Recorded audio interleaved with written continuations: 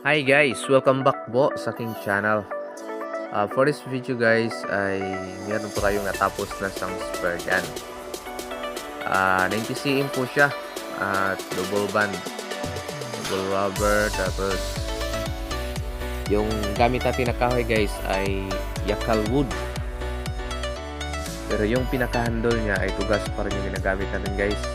Ayan. Semi cuttlefish siya. Ayan yung